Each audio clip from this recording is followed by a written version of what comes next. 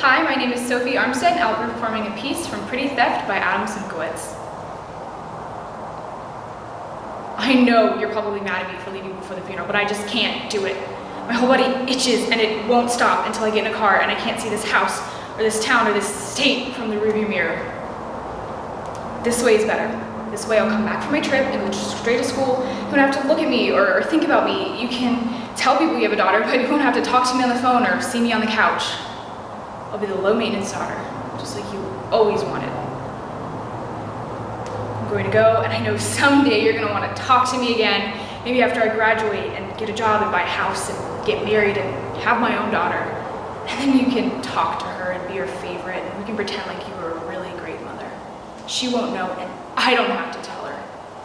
But now I'm going to get on the road and I'm going to push you out of my mind, and I probably won't even think about you again until I get to the Grand Canyon or some fairly other good canyon, and maybe I'll cry from the mammoth orange hole in the ground, or maybe I'll smile. Because it's beautiful. And I'm free. Hi, my name is Amiris Rivera, and I'm going to be performing a piece, Elephant by Marty Stokely. Hi, my name is Michelle.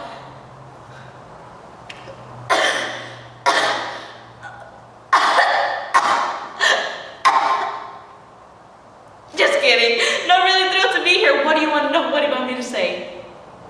Oh wait, that's right. This is not a conversation.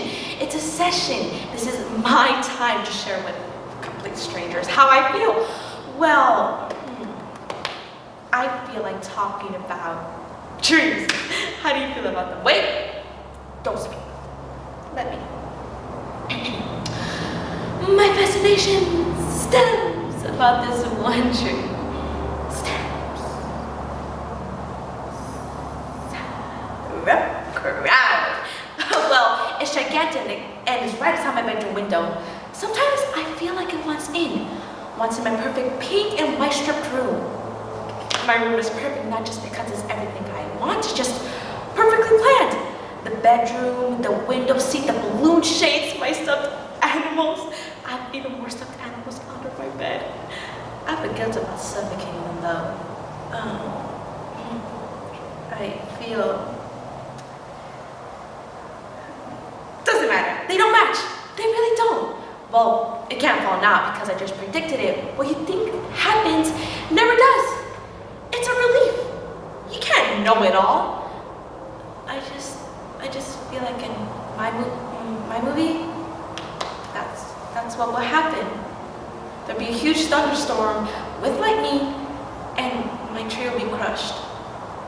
I see myself split in half. I don't want people to be there while I got crushed. You know what? I'm over groups. No offense. Hi, my name is Bradley Van Dam, and I'll be performing a piece from Red by John Logan. Boring. You think I'm boring. Try working for you for a living. The talking. The God, will you just shut up? Titanic self-absorption of the man. You stand there trying to look so deep when you're nothing but a solipsistic bully with your grandiose self-importance in lectures and arias. And oh, let's look at the canvas for another few weeks. Let's not paint, let's just look. And the pretension, my God, the pretension. I can't imagine any painter in the history of art who's ever tried so hard to be significant. And you know, not everything has to be so important. Not all paintings are supposed to rip your guts out and expose your soul. Not everyone wants art that actually hurts. Sometimes you just want a still life, or a landscape, or a soup can, or even a comic book. Which you learn if you leave your hermetically sealed submarine here with all the windows closed and no natural light, because natural light isn't even good enough for you. But then nothing is ever good enough for you. Not even the people who buy your paintings. Museums are nothing but mausoleums. Galleries are run by pimps and swindlers, and art collectors are nothing but shallow social climbers. So then who is good enough to own your art? Anyone? Or is it just possible that no one's worthy to see your art? That's it, isn't it? We've all been waiting in the balance and been found wanting. You say you spend your life in search for real human beings, people who look at your art with compassion, but you no longer believe those people exist. So you lose faith, so you lose hope, so black swallows red. My friend, I don't think you'd recognize a real human being if he were standing right in front of you. Hello, I am James Holton, and I'll be doing a piece called Second Class. 11 o'clock in the morning.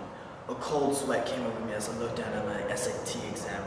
All around me were hundreds of nervous souls, all in the mercy of the test. The test monitor stood at the front of the room with a roving surveillance camera eyes, waiting to jump on anyone who happened to stretch the neck or blink too many times. We couldn't talk or think, only hold these emotions deep inside. Then I felt it, the familiar deep rumbling under me. You see, I always get terrible gas when I'm nervous. And this one, oh ho! This one was the size of a beach ball under me, desperately trying to escape.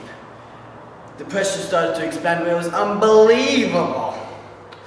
I got to the point where I dare not even shift my leg, and feel that the cold gate would just fly open. Then, without warning, the bubble pushed forward me with and exploded with an ear-splitting thundergust, a force so great it lifted me right off my chair. That followed by the sound of 321 snapping necks as they all turned around in astonishment to find the source of the deafening blow. The test monitor's eyes dilated in angry disbelief, while my fellow peers' faces twisted like cheap Halloween masks as I tried to contain the laughter. Without thinking, I rose to my defense. Who are you to judge me? Yes, I did it. I farted. I screamed out loud. What happened to me that day quickly became legend. Go, ask anyone. I'm not ashamed. Hello, my name is Aries Donnelly, and I am doing a piece, Identity Crisis by Christopher Durang. When I was 8 years old, someone took me to this theater with lots of other children. We had to come see a production of Peter Pan. And I remember something seemed wrong with the whole production. Odd things kept happening, like when the children fly, ropes would keep breaking, and the actors would come bumping to the ground, and they have to be carried off by stagehands. There seemed to be an unlimited supply of understudies, and then they fall to the ground, and the crocodile that chases Captain Hook seemed to be a real crocodile. It wasn't an actor, and at one point it fell off the stage, crushing several children in the front row. Several understudies came and took their places in the audience. And from scene to scene, Wendy just seemed to get fatter and fatter, until finally, by the end of the second act, she was completely immobile and had to be moved with a cart. You remember how in the second act, Tinkerbell drinks some poison that Peter's about to drink in order to save his life? And then Peter turns to the audience and he says that Tinkerbell is going to die because not enough people believe in fairies. But if everybody in the audience claps real hard to show that they do believe in fairies, maybe Tinkerbell won't die? And then all the children started to clap. We clapped very hard and very long. I clapped so hard, my palms even started to bleed. And then suddenly the actress playing Peter Pan turned to the audience and said, "You didn't clap hard enough. Tinkerbell is dead." And oh, well, everyone started to cry. The actress stalked off stage, refused to continue to play. No one could see anything through all the tears. The ushers had to come help the children up the aisles out into the street. I don't think any of us were ever the same after that experience. Well, it certainly turned me against theater. More damagingly, things it took my sense of life. You know, nothing seems worth trying if Tinkerbell is just going to die. Hi, my name is Ryan Joyner, and I will be performing Sharon by Jeff Good. Hi, my name is Karen. I'll be your waitress this evening. I'm sorry, wait person. Wait entity, really. Wait being. Would you like to look at the menu, or do you need a minute to recover from the shock? I know this is probably not what you expected. We found what people miss most about their previous life is the food. Think of this as your last meal. Unless you've already had one, of course. God, I hope not. I hate those types. Lousy attitudes, terrible manners, nasty tippers. Like it's my fault they got the electric chair. You think being executed by a jury of your peers would be a deterrent to bad behavior? I guess not. But I can see by the surprised look on your face that you're not one of those. You didn't see this coming. So how did it happen? Drive-by? Heart attack? Talking on the phone when you should have been watching the road? Or maybe you were just sitting quietly in the theater, minding your business when the roof collapsed! That happens. So this plot twist must have left you a little disoriented. That's why we like to start people off with comfort food. Before we converted this place into a restaurant, it was half an hour of people running around screaming. I mean, no one wants to go straight from the act of rent into the depths of...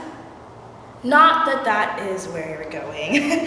You could be going to the other place for all we know. You don't really find that out much until later.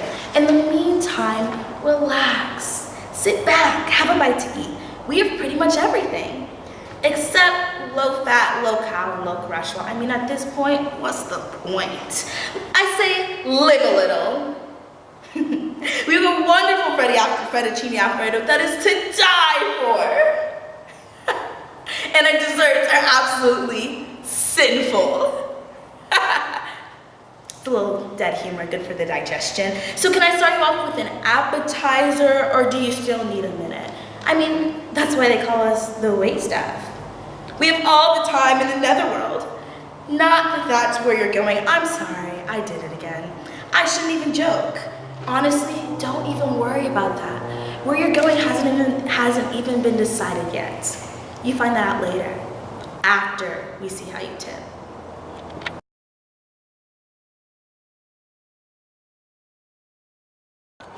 It all starts with an idea. Plan a trip, tell your friends. Don't forget the hot sauce. Get on your way, cruise the open road, find a small hotel in the middle of rural America. Guard that hot sauce. Wake up in the morning, discover your saddlebags are missing, your cash, your credit card, and keys are gone. Take advantage of the free continental breakfast, enjoy the best scrambled eggs you've ever had. All because of the hot sauce. Porcus Infernum, the world's best bacon hot sauce. Bar none. I just got the best Christmas present ever. My family's going to Disney. I love Disney. They have the best rides and the coolest shows. My favorite one is the Haunted Mansion. My little brother doesn't like that one. So put the best Christmas present on your list next year. A trip to Disney. How do you protect 10,000-year-old springs? You depend on the guards that live there. And at Poland Springs, that means blackberries. We think of them as purity rangers. You see, at Poland Springs, natural spring water is filtered and purified deep underground. That's why it may be the best tasting water on earth. The guards make sure Poland Springs stay pure and delicious the way nature intended it. Poland Springs, what it means to be from Maine. Here at Cracker Barrel Old Country Store, it's always been about pleasing people. We're known for doing stuff different, like every Cracker Barrel store offers home-style cooking, made from scratch, right here in our own kitchens. You'll find some exciting new items, and plenty of all the old favorites I just know you're gonna love. And they're all made with the quality ingredients you'd be expecting from Cracker Barrel. And don't you forget about our retail store. We're gonna find lots of nice gifts and stuff. Plenty of warm howdies, and some darn good buys too. So stop near a Cracker Barrel or Country Store near you for some good shopping and a great meal. I guarantee you ain't leaving hungry. Attention shoppers, those of you who are over in home improvement and are looking for Snapple, please be aware you will not find any of Snapple's product assortment of flavors in that department. We realize a tasty drink like Snapple raspberry iced tea or kiwi strawberry cocktail would in fact be a fine home improvement to any home, but technically Snapple is a beverage. Therefore, we are left with no choice but to keep it in the beverage aisle. With that said, thank you for your cooperation and happy shopping from Snapple. A beautiful bouquet of flowers arrives for you at work. All heads turn as you carry them back to your desk. Already, people on other floors are wondering what you possibly could have done to deserve those. But they'll never know. You bought them for yourself. Give them something to talk about. The florist that Stop and Shop, not just for friends and family.